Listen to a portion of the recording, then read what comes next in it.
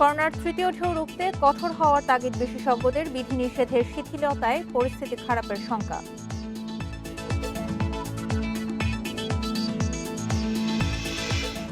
রাজধানীতে বাড়ছে করোনা সংক্রমণ, রোগী আরও বাড়ার শঙ্কায় প্রস্তুতি নিচ্ছে হাসপাতালগুলো।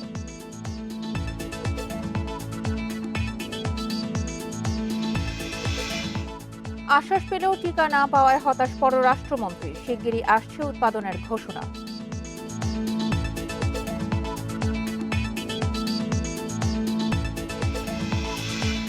ফিলিস্তিনের সহায়তার নামে প্রতারণায় নেমেছে কয়েকটি চক্র। বিকাশ ও রকেট দিয়ে হাতিয়ে নিচ্ছে হাজার হাজার টাকা।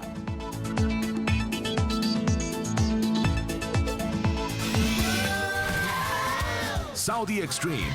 Enjoy smooth speed. স্বাগত ইন্ডিপেন্ডেন্ট সংবাদের সঙ্গে আছি সঞ্চারী মজিদ তমা। শুনছিলেন শিরোনাম, চলে যাচ্ছে পুরো খবর। দেশের সীমান্তবর্তী জেলা ছাড়াও করোনার সংক্রমণ ছড়িয়েছে সারা দেশের 36টিরও বেশি জেলায়। শনাক্ত ও মৃত্যু বাড়ছে ঢাকা, চট্টগ্রামে। সংক্রমণ রোধে বেশ কিছু জেলায় বিধিনিষেধ আরোপের যে সিদ্ধান্ত হয়েছে তা বাস্তবায়নে শিথিলতা দেখালে পরিস্থিতি খারাপ হওয়ার আশঙ্কা বিশেষজ্ঞদের। করোনার তৃতীয় ঢেউ রুখতে কঠোর হওয়ার তাগিদ চিকিৎসকদের। সারা দেশে প্রতিদিনই লাফিয়ে বাড়ছে করোনায় আক্রান্তের সংখ্যা, মৃত্যুও বাড়ছে দেশব্যাপী। ঢাকা ও চট্টগ্রামের মতো বড় শহরে বাস্তবে নেই, তাহলে সব মিলিয়ে খুব খারাপ সময়ের দিকে যাচ্ছে। সংক্রমণ রোধে যেসব এলাকায় লকডাউন সহ নানা বিধিনিষেধ আরোপ করা হয়েছে তা বাস্তবায়নে শিথিল হলে তৃতীয় ঢেউয়ের আশঙ্কা বিশেষজ্ঞ চিকিৎসকদের।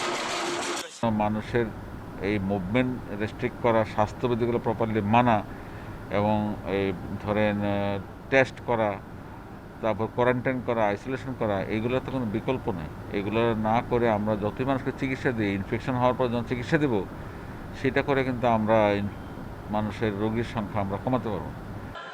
সারা দেশে করোনা শনাক্তের হার দীর্ঘদিন 10%-এর নিচে থাকলেও বর্তমানে তা 13 ছাড়িয়েছে।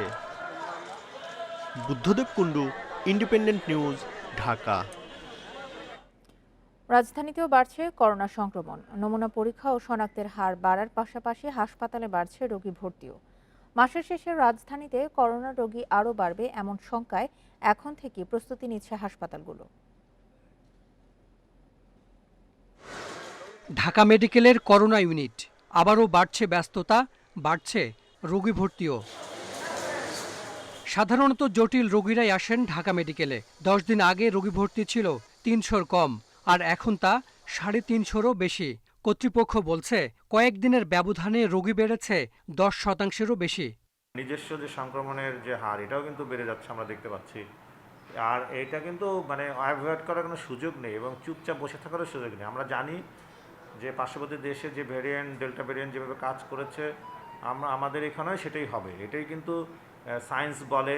এখন পেরিফেরিতে আছে, কিছুদিন পরে ঢাকাতে আসবে। আমরা ঢাকাতে একটা আমাদের ফেস করতে হবে, তো সেই প্রিপারেশন কিন্তু আমরা অভিজ্ঞতার আলোকে নিয়েছি। রোগী বেড়েছে দেশের সবচেয়ে বড় কোভিড হাসপাতালেও। মহাখালীর ডিএনসিসি কোভিড হাসপাতালে 10 দিন আগে 65 রোগী ভর্তি থাকলেও এখন চিকিৎসা নিচ্ছেন 86 জন। একই অবস্থা সোহরাওয়ার্দী, কুর্মিটোলা, মুগদাসহ বেশিরভাগ হাসপাতালেই। পরিস্থিতি সামাল দিতে অক্সিজেন সহ নানা সুবিধা বাড়ানোর প্রস্তুতি নিচ্ছে বেসরকারি হাসপাতালও। সাধারণ শয্যা, cabin, doctor, consultant, nurse, machineries, man behind the machine, সব কিছু নিয়ে আমরা প্রস্তুত আছি এবং পর্যাপ্ত অক্সিজেন সেন্ট্রাল লাইন সহ। মঙ্গলবার রাজধানীতে করোনা শনাক্তের হার ছিল 4.48 ভাগ, আর একদিন পরেই তা বেড়ে হয়েছে প্রায় 6 ভাগ। পরীক্ষা শনাক্ত বাড়ছে বেশিরভাগ ল্যাবেই। বুধবার কুর্মিটোলা হাসপাতালের আরটিপিসিআর ল্যাবে করোনা শনাক্তের হার ছিল 18, একই হার সোহরাওয়ার্দী মেডিকেলেও। আর ঢাকা মেডিকেল ও ন্যাশনাল ইনস্টিটিউট অব ল্যাবরেটরি মেডিসিনে শনাক্তের হার ছিল 14।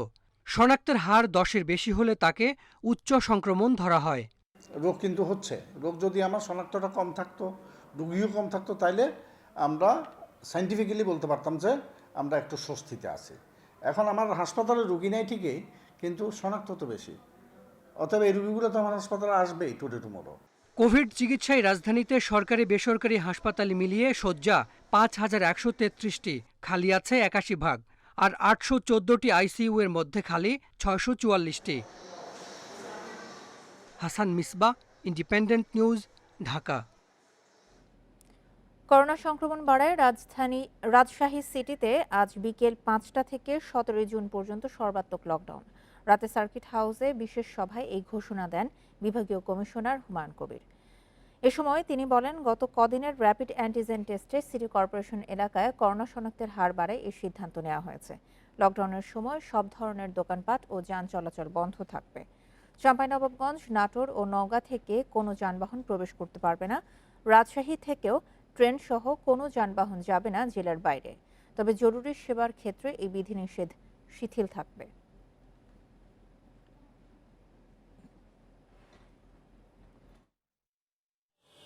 তো 17 তারিখ মধ্যরাত পর্যন্ত আমরা রাজশাহী সিটি কর্পোরেশনে সকল ধরনের দোকানপাট এগুলো বন্ধ থাকবে। শুধু রোগী যে মেডিকেল সার্ভিস, এসেনশিয়াল সার্ভিস এবং পণ্যবাহী যে সমস্ত যানবাহন ছাড়া সকল ধরনের যানবাহন চলাচল, গণপরিবহনও বন্ধ থাকবে।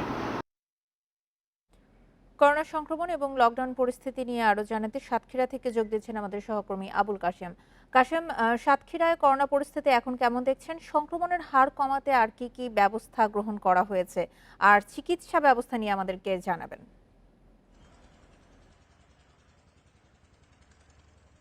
সাতক্ষীরায় আসলে লকডাউনের ফলে যে করোনা পরিস্থিতির ব্যাপক উন্নতি হয়েছে একথা বলা যাবে না। আজকে প্রকাশিত স্বাস্থ্য বিভাগের যে গত 24 ঘন্টায় নমুনা পরীক্ষা হয়েছে 211টি এবং তার মধ্যে নমুনা সংক্রমিত হয়েছেন, করোনা সংক্রমিত হয়েছেন 111, অর্থাৎ শতকরা হারে যা প্রায় 52%। এর আগের দিন 50% ছিল। তারা আমাদেরকে যেমনটা জানিয়েছেন যে গতকালকে কিন্তু জেলা প্রশাসনের ভার্চুয়াল মিটিং অনুষ্ঠিত হয়েছে। সেই ভার্চুয়াল মিটিংয়ে 1 সপ্তাহ লকডাউন বাড়ানো হয়েছে। তো আমরা কথা বলেছিলাম স্বাস্থ্য কর্মকর্তাদের সঙ্গে, তারা আমাদেরকে যেমনটা বলেছেন যে আসলে লকডাউনের ফলে যে পরিস্থিতির উন্নতি হওয়ার কথা সেটি আসলে এখনো ওই পর্যায়ে শুরু হয়নি। তবে আগামীতে যখন আরো লকডাউনের মেয়াদ বেড়েছে তখন কিন্তু এর সুফল সাতক্ষীরার জনগণ পাবে। আপনি জানেন যে সাতক্ষীরায় লকডাউন বেশ সফলতার সঙ্গে কঠোরতার সঙ্গে পালন হচ্ছে। তবে এর মধ্যে যে সমস্যাটি সেটি হলো যে বিশেষ করে অফিসিয়াল টাইমের মতো অর্থাৎ 9টা 5টা কিন্তু লকডাউনটা বেশ ভালোভাবে কঠোরভাবে পালিত হচ্ছে, বাকি সময়গুলো থাকছে কিন্তু অরক্ষিত। আমি আপনাকে পিছনেই দেখাতে চাই যে এখন এই যে 7:30টার মতো বাজে, এখন কিন্তু আমরা শহরে বা কোথাও পুলিশের তৎপরতা দেখতে পাইনি। পুলিশ 9টার দিকে এসে শহরের বিভিন্ন মোড়ে মোড়ে তারা চেকপোস্ট বসায়, গ্রামগঞ্জেও তারা চেকপোস্ট বসাচ্ছে, তারা বেশ পুলিশের তৎপরতা তখন আপনি দেখতে পাবেন। কিন্তু এই যে দীর্ঘ একটা সময় অরক্ষিত থেকে যাচ্ছে, এতে কিন্তু গ্রামগঞ্জের বা অন্যান্য এলাকা থেকে আসলে ঝাঁকে ঝাঁকে লোক কিন্তু শহরে প্রবেশ করছে। আর আপনি চিকিৎসা ব্যবস্থার বিষয়ে যেটি বলছিলেন, আমরা সবশেষ যে খবর পেয়েছি তাতে সাতক্ষীরা মেডিকেল কলেজ হাসপাতালে বেড রয়েছে 120টি, সাতক্ষীরা সদর হাসপাতালে রয়েছে 35টি। সুতরাং 155 বেডের বিপরীতে বর্তমানে 54 জন কনফার্ম পজিটিভ রোগী ভর্তি রয়েছেন। আর সাতক্ষীরাতে আসলে বেড সংকট নাই, এখানকার চিকিৎসা ব্যবস্থাটা বেশ সন্তোষজনক রয়েছে বলেই মনে হচ্ছে। তবে কিছু সংকট রয়েছে। সংকটের কথা যদি আমি আপনাকে বলতে চাই তাহলে সাতক্ষীরা মেডিকেল কলেজ হাসপাতালে সেখানে কিন্তু পর্যাপ্ত চিকিৎসক এবং নার্স নাই। স্বাস্থ্য বিভাগের কর্মকর্তারা সেখানে বলছেন যে সাতক্ষীরা মেডিকেল কলেজ হাসপাতালে অচিরেই 10 জন চিকিৎসক, 30 জন নার্স এবং 30 জন ওয়ার্ড বয় দেওয়া প্রয়োজন। সাতক্ষীরা সদর হাসপাতালে রয়েছে অন্য সমস্যা। সেখানে আপনি জানেন যে ইতিমধ্যে 35টি বেড প্রস্তুত করা হয়েছে।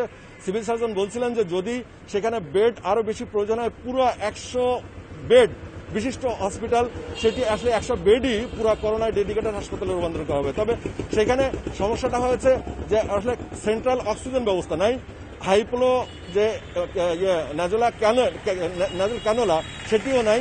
এই সমস্ত সংকটগুলোর সমাধানে দ্রুত তারা সরকারি হস্তক্ষেপ কামনা করেছেন, ঊর্ধ্বতন কর্তৃপক্ষের হস্তক্ষেপ কামনা করেছেন। এছাড়া মোটামুটি চিকিৎসা ব্যবস্থা যেটি রয়েছে, আপনি জানেন যে এ পর্যন্ত 514 জন। আপনি তথ্য সংগ্রহ করতে থাকুন, আপনার সঙ্গে পরবর্তীতে আবার আমরা যোগাযোগ করব। সাতক্ষীরা থেকে করোনার সবশেষ পরিস্থিতি জানাছিলেন আমাদের সহকর্মী আবুল কাশেম। শিগগিরই করোনা টিকার যৌথ উৎপাদনের ঘোষণা আসছে বলে জানিয়েছেন পররাষ্ট্রমন্ত্রী একে আব্দুল মোমেন। যে দেশের সঙ্গে উৎপাদন এই দেশীয় প্রতিষ্ঠান ঠিক করবে তারাই। এছাড়া অক্সফোর্ডের টিকা প্রশ্নে তিনি বলছেন, অনেক দেশই টিকা দেওয়ার আশ্বাস দিচ্ছে, তবে কখন তা বলছে না। চীন ও রাশিয়া থেকে শুধু করোনা টিকা কেনাই নয়, যৌথভাবে তাদের টিকা উৎপাদন নিয়েও আলোচনা করছে বাংলাদেশ।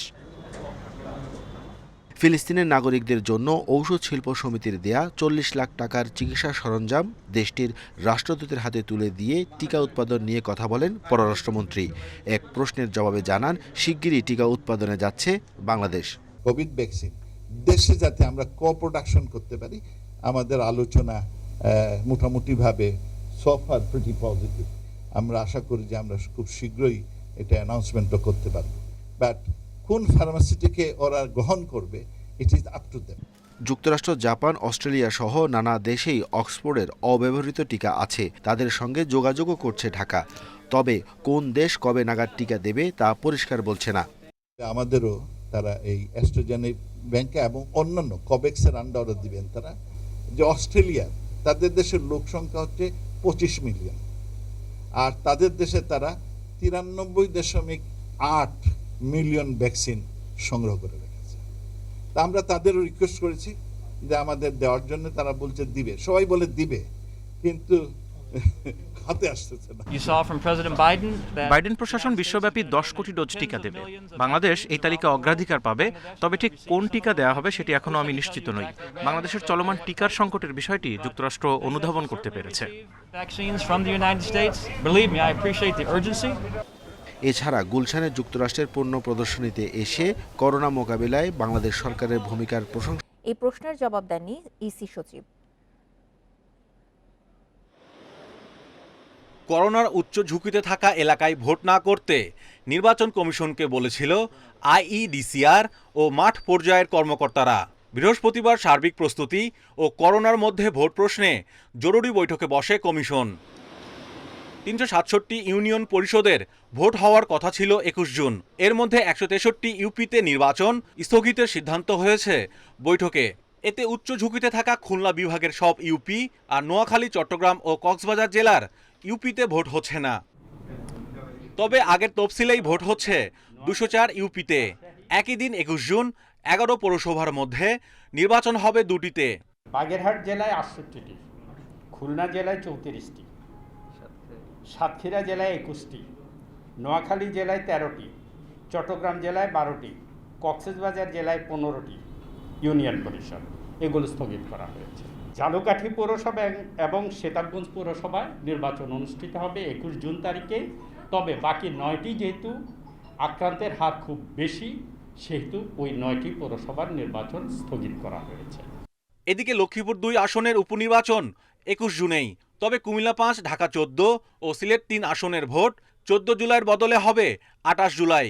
আইইডিসিআর তাদের তথ্যটি সামনে নিয়েছেন, মাঠ প্রশাসনে যারা কাজ করছেন তাদের রিপোর্টগুলো সামনে নিয়েছেন, এবং কমিশন, মাননীয় কমিশনার বৃন্দ, বিভিন্ন আরইউ সাহেব যারা আছেন, বিভিন্ন জায়গায় কথা বলেছেন, তার আলোকে ওনারা এই সিদ্ধান্তটি নিয়েছেন। করোনা উচ্চ ঝুঁকিতে থাকা এলাকায় ভোট স্থগিত করা হলেও যেসব এলাকায় ভোট হচ্ছে সেখানে সংক্রমণ বাড়লে দায়কে এমন প্রশ্নের উত্তর না দিয়ে সংবাদ সম্মেলন থেকে চলে যান ইসি সচিব।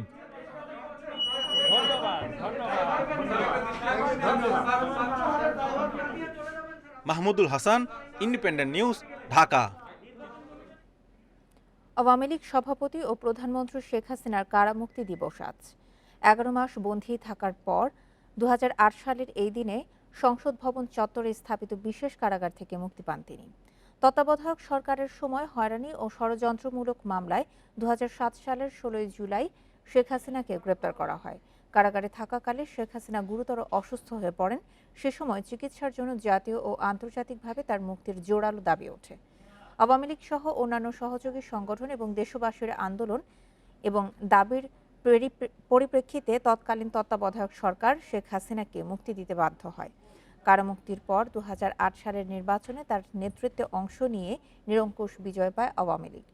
এরপর সরকার গঠন হলে তিনি প্রধানমন্ত্রী হন।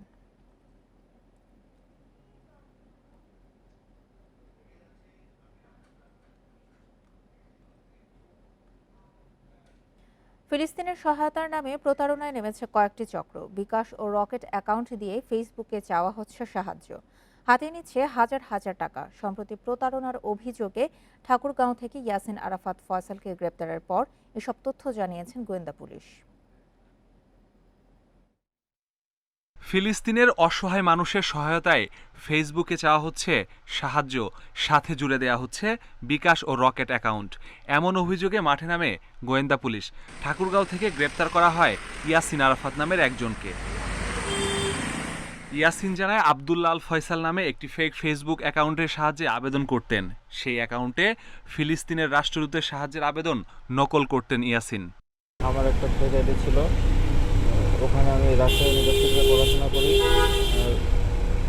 ওখানে আমি একটা পোস্ট করছিলাম, ফিলিস্তিন দূতাবাসে নাম্বার দেওয়া ছিল, আমার নাম্বার দিয়ে বিকাশে টাকা দেওয়ার জন্য। গোয়েন্দারা বলছেন শুধু ফিলিস্তিনের জন্য নয়, বিকাশ প্রতারণার সঙ্গেও জড়িত ইয়াসিন। প্রতারণার টাকা খরচ করেন বান্ধবীদের পেছনে। সে আসলেই একজন শিক্ষিত প্রতারক। ফেসবুক আইডি তৈরি করা, দূতাবাসের সাথে কোনোভাবে সম্পৃক্ত না হয়েও দূতাবাসের পরিচয় দেয়া এবং দূতাবাসের নামে বিকাশের মাধ্যমে টাকা হাতিয়ে নেওয়া, সবগুলি একটা প্রতারণার অংশ এবং সেই কারণে তাকে আমরা গ্রেপ্তার করেছি। সাহায্য পাঠানোর আগে আরও সতর্ক থাকার পরামর্শ গোয়েন্দা পুলিশের। Masudur Rahman, independent news, Dhaka. ধর্ষণ, ডাকাতি, মানব পাচার সহ নানা অভিযোগে ৪৯ মামলার আসামি একরামুল আহসান কাঞ্চন। তবে কোনো মামলাতেই মেলেনি বাদীর খোঁজ। এতে ৩৬ মামলার খালাস পেলেও বিচারাধীন ১৩টি। এ ঘটনায় কাঞ্চনকে ক্ষতিপূরণের মামলা করার পরামর্শ দিয়ে অ্যাটর্নি জেনারেল বলছেন, জড়িতদের বিরুদ্ধে কঠোর ব্যবস্থা নিতে হবে। রাজধানীর শান্তিবাগের বাসিন্দা একরামুল আহসান কাঞ্চন ন্যায় বিচার চেয়ে ঘুরছেন উচ্চ আদালতে। ভুয়া মামলায় কারাগারে কেটেছে ৫টি বছর। নানা জেলায় ধর্ষণ, ডাকাতি, মানব পাচার সহ ৪৯ মামলায় বিপর্যস্ত তিনি। মামলার খরচ চালাতে এখন প্রায় নিঃস্ব। আমার যতগুলি আর্থিক প্রতিষ্ঠান ছিল, যেখান থেকে আমার আয়ের উৎস ছিল, সবগুলো আয়ের উৎসগুলো এই মামলার কারণে নিঃশেষ হয়ে গেছে। এখন আমি খুব নিদারুণ কষ্টে দিনাতিপাত করতেছি। কাঞ্চনের আইনজীবী বলছেন, বেশিরভাগ মামলাই বাদীর কোনো অস্তিত্ব নেই। সাক্ষী হাজিরে নোটিশ দিলেও বাদীর ঠিকানা ভুল। তাকে খালাস দিয়ে এমন ঘটনায় জড়িত চক্রকে আইনের আওতায় আনার তাগিদ দেওয়া হয়েছে বিচারিক আদালতের রায়ে। সংবাদ চক্র একের পর এক মামলা দিয়ে তারা আসামি একরামুল হাসান সহ আরও কয়েকজন হয়রানি করতেছে এবং তারা পারে না সাক্ষী উপস্থিত করতে, বাদীও উপস্থিত করতে পারে না এবং এই বাদী উপস্থিত এবং সাক্ষী উপস্থিত এবং তাদের ওই ঘটনার সাথে পারিপার্শ্বিকের কোনো মিল নেই এবং তারা যে মামলা দায়ের করছে মামলার সাথে কোনো মিল নেই। কাঞ্চনের এই ভোগান্তিতে জড়িত সংঘবদ্ধ চক্রকে চিহ্নিত করে কঠোর শাস্তির আওতায় আনা উচিত বলে মনে করেন অ্যাটর্নি জেনারেল। যদি এই ধরনের ঘটনা সত্যি প্রমাণিত হয় তদন্তে, সেই ক্ষেত্রে তাদের বিরুদ্ধে, যারা এর সাথে জড়িত, তাদের বিরুদ্ধে একদম কঠোর শাস্তিমূলক ব্যবস্থা নেওয়ার জন্য আমি অনুরোধ করব এবং যিনি ভিকটিম তাকে বলবো উনি ক্ষতিপূরণের মামলা করেন। ৩৬ মামলায় অব্যাহতি পেলেও এখনও ১৩ মামলা বিচারাধীন। সেসব মামলায় বাদীকে খুঁজে বের করা ও ক্ষতিপূরণ চেয়ে হাইকোর্টে রিট করেছেন একরামুল আহসান কাঞ্চন। জান্নাতুল ফেরদাউস তানভি, ইন্ডিপেন্ডেন্ট নিউজ, ঢাকা। ৪০,০০০ টাকা স্ত্রীকে দালালের হাতে তুলে দিয়েছিলেন মাদকাসক্ত স্বামী। আর সেই দালাল সীমান্ত পার করে ৭০,০০০ টাকায় বিক্রি করে দেয় আন্তর্জাতিক চক্রের কাছে। এরপর ৪ মাস ভারতের চেন্নাইয়ে অমানবিক নির্যাতনের শিকার হয়েছেন ১৯ বছরের এই কিশোরী। পালিয়ে এসে হাতিরঝিল থানায় মামলা করেছেন স্বামী ও দালালদের বিরুদ্ধে। মিরপুরের কিশোরী জয়নব ২০১৮ সালে ফোনে আলাপের পর প্রেম, তারপর পালিয়ে বিয়ে জাহিদুল ইসলাম রনির সঙ্গে। এরপর বাসের হেল্পার মাদকাসক্ত রনি নিজে ঠিকমতো কাজ না করায় স্ত্রীকে কাজে পাঠান পোশাক কারখানায়। মানে খাওয়া দাওয়া একদমই হইতো না বলতে গেলে, আর ও কাজে যাইতো না ইচ্ছাকৃতভাবে। পরে আমি একদিন ঝগড়াঝাটি করে গার্মেন্টসে লাগি, ওই বলে তুই কাজ করে খা। ২০১৯ সালে গর্ভবতী হলে বাসা থেকে পালিয়ে যায় রনি। শ্বশুরবাড়িতে আশ্রয়ের জন্য গেলে করানো হয় গর্ভপাত। তারপরও রনি আবার ফিরে এলে মেনে নেয় এই কিশোরী। আমার নন্দে আমার মোবাইলে ৮,০০০ টাকা দেয়, দেওয়ার পর আমরা যাত্রাবাড়ি যোগাযোগ করে সবুজ সাথে যাই, আমি বাচ্চা অবসান করি। এরপর বিদেশে চাকরির প্রলোভন, সঙ্গে যাওয়ার কথা থাকলেও হাতিরঝিলে এনে জয়নবকে দালালের কাছে তুলে দেয় রনি। তারপর সাতক্ষীরা হয়ে রাতে পা হেঁটে কলকাতায়, সেখান থেকে আধার কার্ড ও টিকিট দিয়ে পাঠানো হয় চেন্নাই। সন্ধ্যার মধ্যে আইডি কার্ড আর ওই যে ফ্লাইটের টিকিট নিয়ে আসছে যে আমাদের রাত্রে ফ্লাইট, ভোরবেলা ফ্লাইট, রাত্রে যেতে হবে। তারপর আমরা রাত্রে বের হয়ে গেছি, বের হয়ে এয়ারপোর্টে যা বসেছিলাম, ওইখান থেকে আমরা চেন্নাইয়ের ফ্লাইটে উঠছি। চেন্নাইয়ে পতিতাবৃত্তিতে রাজি না হওয়ায় দলবদ্ধ ধর্ষণের পর ধারণ করা হয় ভিডিও। সেটি ভাইরালের ভয় দেখিয়ে পতিতাবৃত্তিতে বাধ্য করা হয় এই কিশোরীকে। পরে জানতে পারেন স্বামী তাকে বিক্রি করেছে 40,000 টাকায়। 4 মাসের সেই বন্দিদশা থেকে পালাতে পারেন 3 মে। পরে কলকাতা থেকে সাতক্ষীরা কুষ্টিয়া হয়ে ফেরেন ঢাকায়।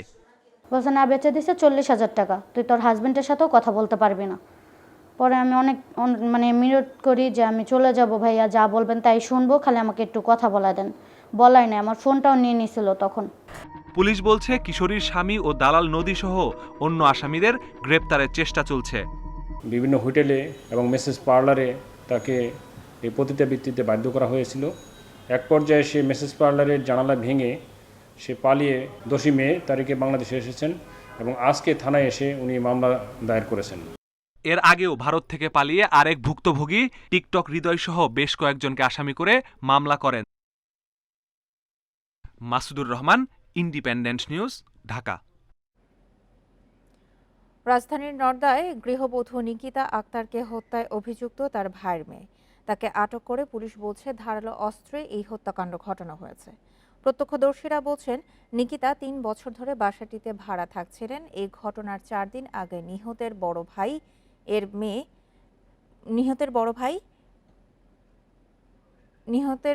মেয়ে তার বাসায় বেড়াতে আসেন।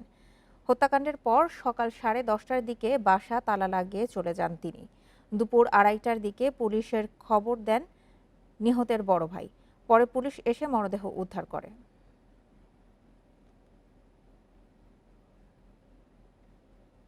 যে মারা গেছে তারই ভাই আইসা আমাদেরকে 2:30টার দিকে বলতেছে, ভাই আমাদের থেকে দরজাটা তাড়াতাড়ি খোলার ব্যবস্থা করেন, আমার বোনের ভিতরে মার্ডার করে রেখে গেছে।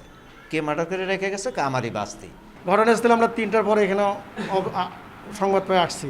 সংবাদ পেয়ে আসার পরে এই দরজা বাইরের দিকে লাগানো ছিল। পরে আমরা দরজা খুলে ভেতরে ঢুকিয়ে যে ব্যক্তি মারা গেছে তার শয়নকক্ষে মৃত্যু অবস্থা পাওয়া গেছে। তার শরীরে মাথা থেকে ডান হাত বাম হাত মুখে সমস্তটাই বটি দিয়ে কোবানোর চিহ্ন আছে, দাগ আছে, আঘাত আছে। প্রায় 85 কোটি টাকা অবৈধ সম্পদ অর্জনের অভিযোগে আওয়ামী লীগের বহিষ্কৃত নেতা এনু ও রূপন ভূঁইয়ার বিরুদ্ধে অভিযোগপত্র দায়েরের সিদ্ধান্ত নিয়েছে দুর্নীতি দমন কমিশন দুদক।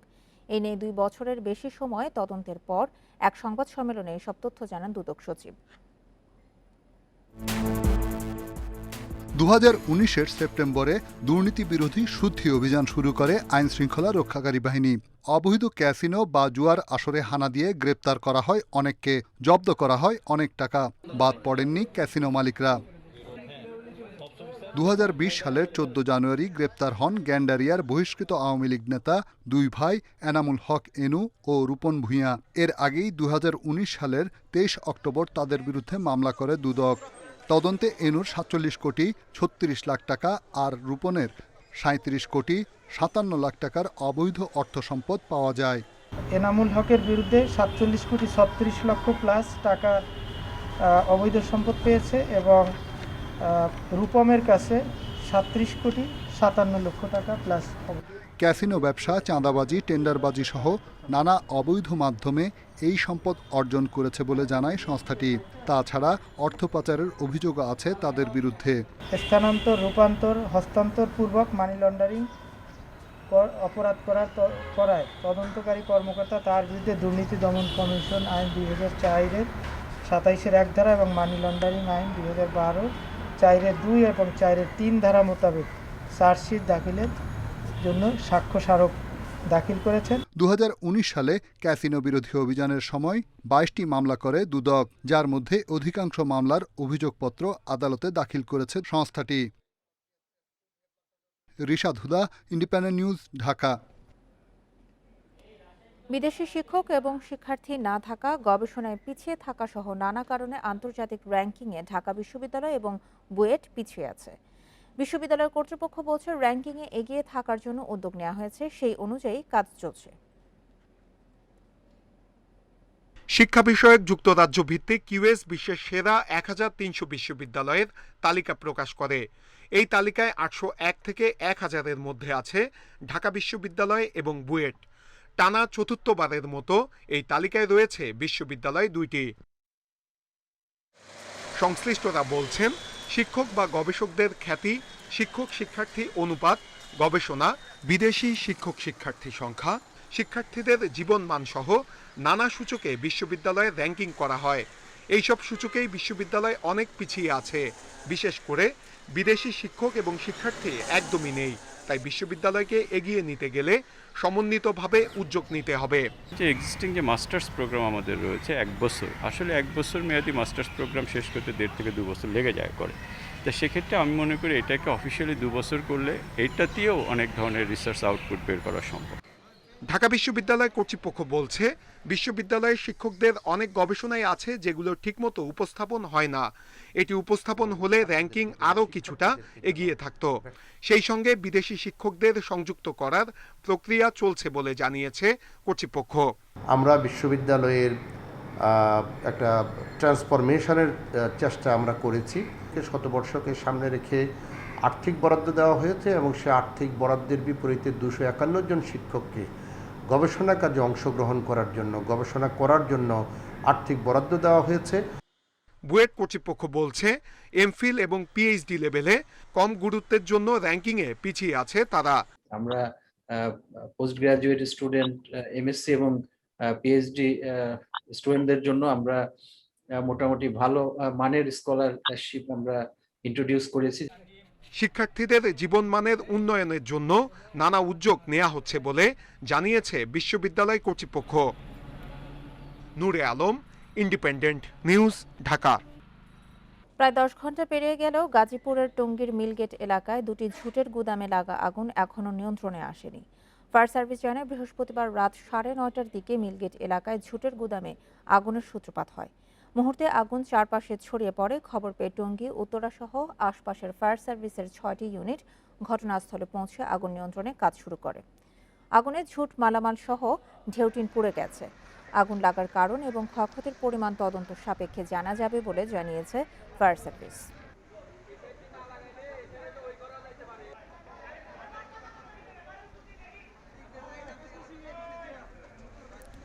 ঘূর্ণিঝড় ইয়াসের প্রভাবে অস্বাভাবিক জোয়ারে বরিশাল অঞ্চলের বিভিন্ন নদীর 130টি পয়েন্টে 8 কিলোমিটার বাঁধ ভেঙে গেছে। ক্ষতিগ্রস্ত হয়েছে আরও 115 কিলোমিটার বাঁধ। পানি উন্নয়ন বোর্ড বলছে, দীর্ঘদিনের পুরনো এসব বাঁধ পুরোপুরি ঠিক করা না হলে ভবিষ্যতে যে কোনো জলোচ্ছ্বাসে ভয়াবহ বিপর্যয় হতে পারে। গেল মাসের শেষ সপ্তাহে ঘূর্ণিঝড় ইয়াস, পূর্ণিমা ও চন্দ্রগ্রহণের প্রভাবে উত্তাল ছিল বঙ্গোপসাগর। অস্বাভাবিক জোয়ারে বরিশাল অঞ্চলের উপকূলীয় এলাকায় নদ নদীর বাঁধ ভেঙে পড়ে 130 জায়গায়। সবচেয়ে বেশি 70টি পয়েন্টে বাঁধ ভেঙেছে পটুয়াখালীতে। বরগুনায় ভাঙন দেখা দিয়েছে 25টি পয়েন্টে। আর পিরোজপুর ও বরিশাল জেলায় 15টি করে এবং ভোলা ও ঝালকাঠিতে 5টি পয়েন্টে ভেঙেছে বেড়িবাঁধ। এছাড়া যে কোনো সময় ভাঙন দেখা দিতে পারে বিভাগের আরও 115 কিলোমিটার বাঁধে। জোয়ার অবস্থা বেশ ভালো না, মনে করেন একটা জোয়ার আর সাথে সাথে আরেকটা জোয়ার আইসে যায়, এতে কোনো কাজ করিয়া রাখা যায় না। আন্দারমার নদীতে যে তুফান আসে, আমরা জীবনে তো বড় তুফান দেখি নাই, তবে ঠেকার মতো কায়দা নাই। কি যে করবো আমরা কইতে পারি না। গরু ছাগল, এই হাঁস মুরগি, তারপর আমাদের এই ক্ষেত খামার সম্পূর্ণ সব এই লবণ পানি উঠে তলাই গেলে তো আর আমাদের ফসল আর হবে না। 60-এর দশকে নির্মিত বরিশালের 3300 কিলোমিটার বাঁধের বেশিরভাগ অংশই এখন ক্ষতিগ্রস্ত। তবে এরই মধ্যে সংস্কার কাজ শুরু হয়েছে বলে দাবি পানি উন্নয়ন বোর্ডের। সর্বসকলে একটা প্রাথমিক হিসাব করেছি যে আমাদের 151 কোটি টাকার প্রয়োজন হবে এগুলো মেরামত এবং পুনর্বাসের জন্য। এবং এখন আমরা যেসব জায়গা বাঁধ ভেঙে গেছে বা ব্রিজ হয়ে গেছে, এগুলো অলরেডি আমরা এসব আমরা মেরামত করা শুরু করেছি। অনেকগুলি ইতিমধ্যে মেরামত হয়ে গেছে, বাকিগুলো চলমান আছে। বরিশাল অঞ্চলে পানিতে ভেসে গেছে কয়েক হাজার মাছের ঘের। ফসলি জমিতে ঢুকেছে নোনা পানি। নতুন বাঁধ তৈরি না হলে ভবিষ্যতে ভয়াবহ পরিস্থিতির শঙ্কা স্থানীয়দের। Independent news desk. ঘাট এলাকায় দেখা দিয়েছে ভাঙন। এরই মধ্যে ভাঙনের কবলে পড়েছে 7 নং ফেরিঘাট। ভাঙনের মুখে রয়েছে ঘাট এলাকার অর্ধশত বাড়িঘর। দ্রুত ব্যবস্থা না নিলে ফেরিঘাটগুলো নদী গর্ভে বিলীন হয়ে যাওয়ার শঙ্কা স্থানীয়দের। প্রায় প্রতি বছরে বর্ষা মৌসুমে পদ্মায় ভাঙন শুরু হয়, তবে এবার বর্ষা শুরুর আগেই পানি বাড়ছে নদীতে। এর জেরে এবার ভাঙতে শুরু করেছে দৌলতদিয়ায় 7 নম্বর ফেরিঘাট এলাকা। ভাঙন আরও তীব্র হলে ঘাট ভেঙে যাতায়াত ব্যাহত হওয়ার পাশাপাশি অর্ধশত বাড়িঘর বিলীন হয়ে যাওয়ার শঙ্কা দেখা দিয়েছে। কর্তৃপক্ষের গাফিলতির কারণে ঘাট এলাকায় এই ভাঙন। দাবি করে স্থানীয়রা বলছেন, শুকনো মৌসুমে পদক্ষেপ নিলে ভাঙন ঠেকানো সম্ভব হতো।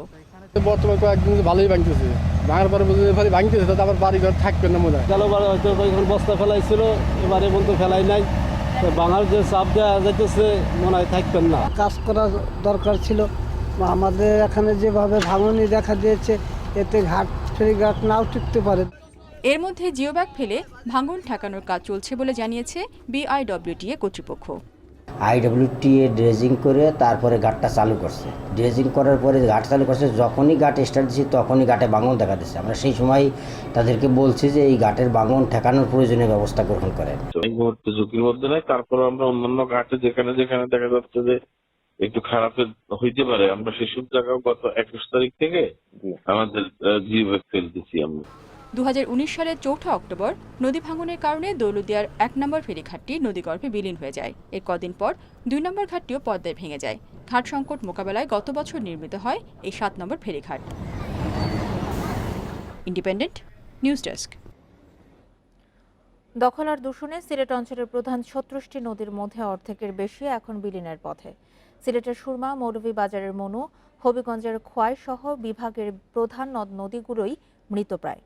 কমে গেছে নাব্যতা আর পানি ধারণ ক্ষমতা হারিয়ে যাওয়ায় বর্ষাকালে নদী তীর উপচে পানি প্রবেশ করে জনপদে, দেখা দেয় বন্যা। প্রকৃতিকন্যা সিলেটের সৌন্দর্য আর প্রাকৃতিক ভারসাম্যের অন্যতম নিয়ামক এ অঞ্চলের নদ নদী। তবে সময়ের সাথে পাল্টে গেছে নদীর চিরচেনা সেই চিত্র। একসময়ের প্রাণবন্ত সব নদী হারাতে বসেছে তার বৈশিষ্ট্য। অনেক স্থানে পলি জমে হারিয়ে গেছে নদী, আবার কোথাও পরিণত হয়েছে আবর্জনার ভাগাড়ে। বিভাগের 36টি নদ নদীর মধ্যে বেশিরভাগই এখন বিলীন।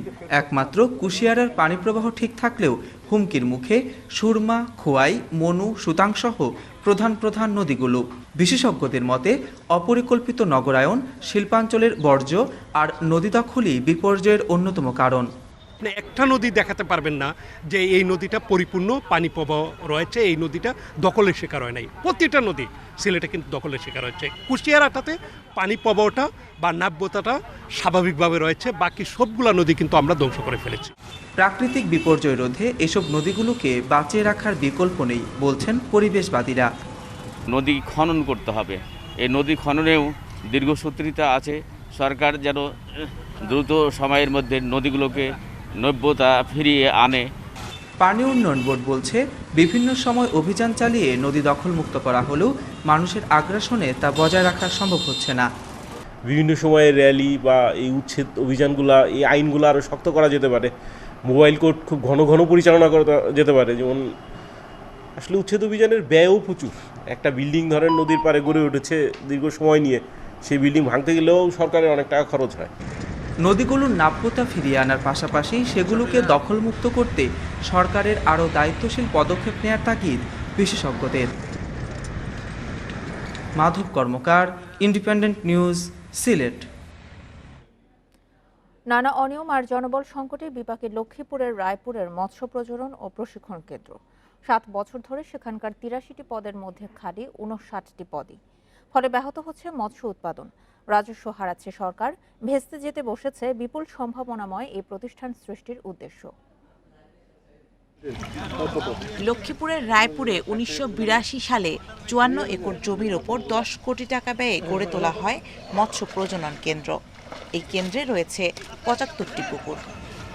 তবে সংস্কারের অভাবে কয়েক বছর ধরে ব্যবহারের অনুপযোগী হয়ে পড়ে আছে 30টি পুকুর, আর পলি জমে ভরাট হয়ে গেছে বেশ কয়েকটি।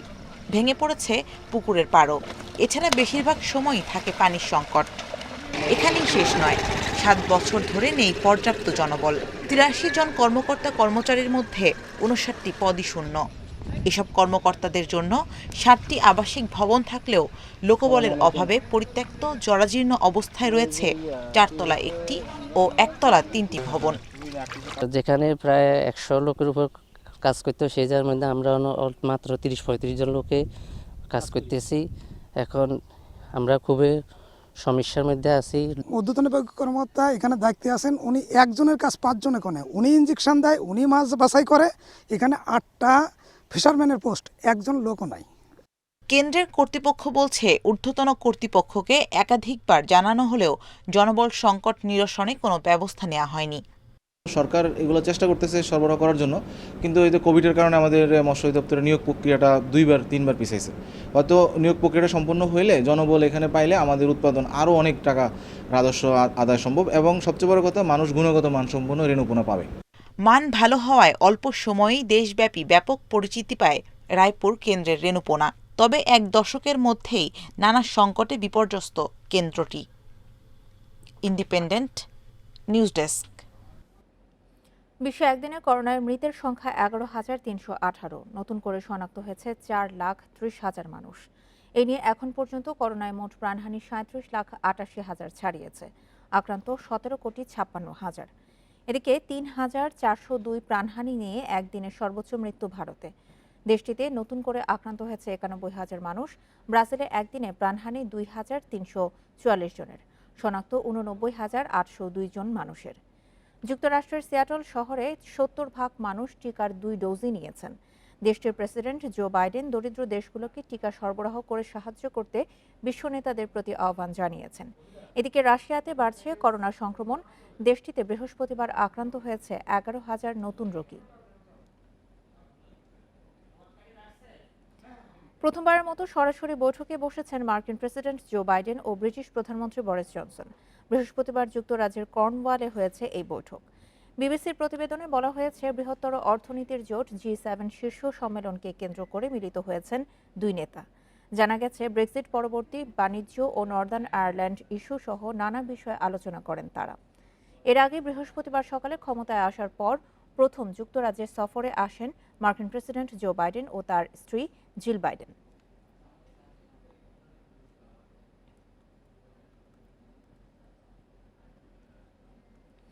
জিম্বাবুয়ে সফরে একদিনের কোয়ারেন্টিন হওয়ায় সূচি ও দল নিয়ে প্রস্তুতি অনেকটাই সেরে ফেলেছে ম্যানেজমেন্ট।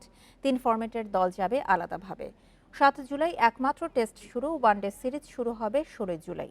27 জুলাই টি20 দিয়ে শেষ হবে বাংলাদেশের জিম্বাবুয়ে মিশন।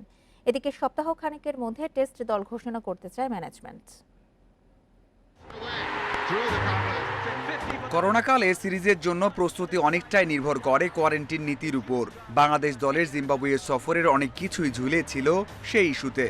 অবশেষে ঠিক হয়েছে কোয়ারেন্টিনের সময়, যাতে স্বস্তি টাইগারদের। হোটেলবন্দির ঝক্কি মাত্র 1 দিন আর কোভিড টেস্টে সীমাবদ্ধ। ঠিক হয়েছে সিরিজের সূচি। একমাত্র টেস্টের আগে 2 দিনের প্রস্তুতি ম্যাচ 3 ও 4 জুলাই। বুলাওয়েতে টেস্ট শুরু 7 জুলাই। সাদা বলের খেলা হবে হারারেতে।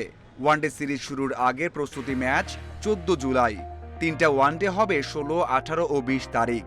এরপর 23, 25 ও 27 জুলাই টি20-র লড়াই। বাংলাদেশ দল দেশে ফিরবে 28 জুলাই। সবকিছু দ্রুত চূড়ান্ত হওয়ায় সুবিধা হয়েছে নির্বাচকদের। সপ্তাহ খানেকের মধ্যে দেয়া হবে টেস্ট দল। কোয়ারেন্টিন একদিনের হওয়ায় 3 ফরম্যাটের ক্রিকেটাররা একসাথে না গিয়ে যাবেন আলাদাভাবে। সবশেষ শ্রীলঙ্কার বিপক্ষে ওয়ানডে সিরিজ জিতলেও দলের পারফরমেন্সে পুরোপুরি সন্তুষ্ট নয় ম্যানেজমেন্ট। টি20 ফরম্যাটের প্রিমিয়ার লিগে চোখ রেখেছেন নির্বাচকেরা। তবে সেখান থেকে নতুন কাউকে দেখা যাবে না জিম্বাবুয়ে সিরিজে। সিনিয়রদের মধ্যে ছুটি চাওয়া মুশফিকের আবেদনে সাড়া দিতে যাচ্ছে বোর্ড। তার বিশ্রাম দেওয়ার পক্ষে নীতি নির্ধারকেরা। এছাড়া অবসাদের কারণে অন্য কেউ ছুটি চাইলে ইতিবাচক সাড়া দেওয়ার ইঙ্গিত পাওয়া গেছে। Mazharul Islam, independent news. এ প্রথম জাতীয় ফুটবলারদের কেন্দ্রীয় চুক্তিতে আনতে যাচ্ছে বাফুফে। 30 জনকে নিয়ে বিশেষ পুল তৈরি করা হবে। সেখানে 3 ক্যাটাগরিতে নির্ধারিত হবে পারিশ্রমিক। ফুটবলারদের দায়িত্ববোধ ও নিবেদন বাড়াতে এই উদ্যোগ, জানিয়েছেন ফেডারেশন সভাপতি কাজী সালাউদ্দিন। লিগ শুরু হলে আগামী 9 মাসে শেষ হবে বাছাই প্রক্রিয়া। ফুটবলে এসেছে বদলের ডাক। লাল সবুজের সমর্থকেরা জেগে উঠেছে নতুন উদ্যমে। জয় পরাজয় ছাপিয়ে খেলার ধরন, লড়াইয়ের মানসিকতা দিয়েছে নতুন সম্ভাবনার বার্তা।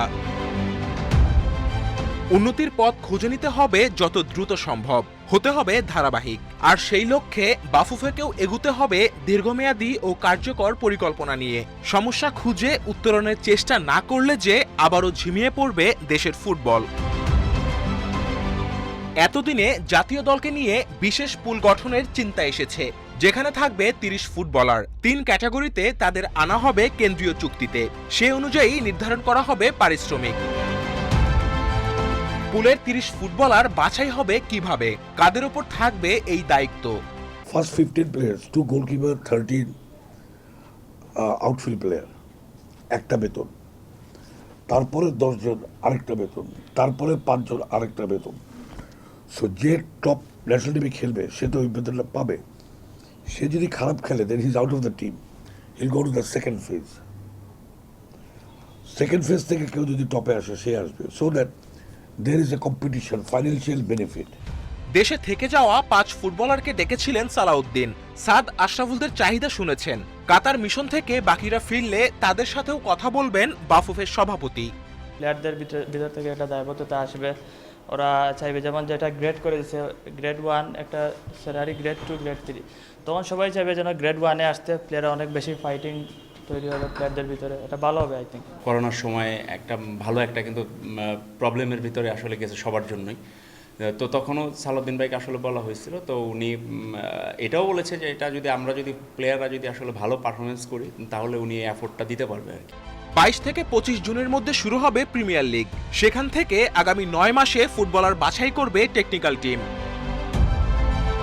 Kamrul Hasnat, independent news, Dhaka. আজ থেকে শুরু হচ্ছে ইউরোপিয়ান চ্যাম্পিয়নশিপ। করোনায় 1 বছর পিছিয়ে যাওয়া টুর্নামেন্ট হবে ইউরোপের মোট 11টি ভেন্যুতে। 2 সেমিফাইনাল ও ফাইনাল হবে লন্ডনে। উদ্বোধনী ম্যাচে মুখোমুখি তুরস্ক ও আসরের হট ফেভারিট ইতালি। তুরস্কের কামাল আতাতুর্ক স্টেডিয়ামে ম্যাচ শুরু বাংলাদেশ সময় রাত 1টায়। ফুটবলকে যারা ভালোবাসেন, ইউরো চ্যাম্পিয়নশিপ তাদের কাছে cherry on the cake. Power football আর নান্দনিকতায় সমর্থকদের উল্লাস বিশ্বকাপের পরেই স্থান দিয়েছে ইউরোকে। এ যেন গ্রেটেস্ট শো অন আর্থের আরেক সংস্করণ। কোভিড পরিস্থিতি বদলে দিয়েছে অনেক কিছু। ইউরোপের ভিন্ন দেশের মোট 11 ভেন্যুতে খেলা এবারই প্রথম, যদিও 2 সেমি আর ফাইনাল হবে লন্ডনে।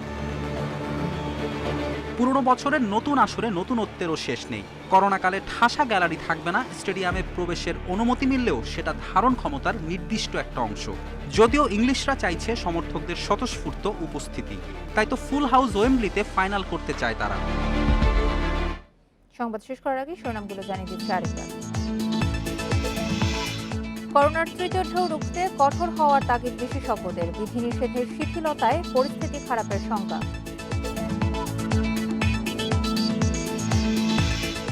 রাজধানীতে বাড়ছে করোনা সংক্রমণ, রোগী আরও বাড়ার শঙ্কায় প্রস্তুতি নিচ্ছে হাসপাতালগুলো।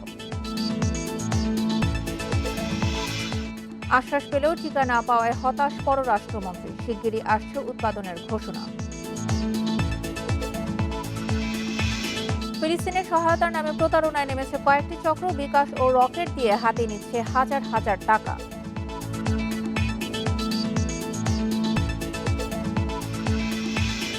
আর এই ছিল এখনকার মতো ইন্ডিপেন্ডেন্ট সংবাদে। এছাড়া ইন্ডিপেন্ডেন্ট টেলিভিশনের সব খবর আরও বিস্তারিত জানতে চোখ রাখুন ফেসবুক, ইউটিউব এবং টুইটারে। ধন্যবাদ সবাইকে।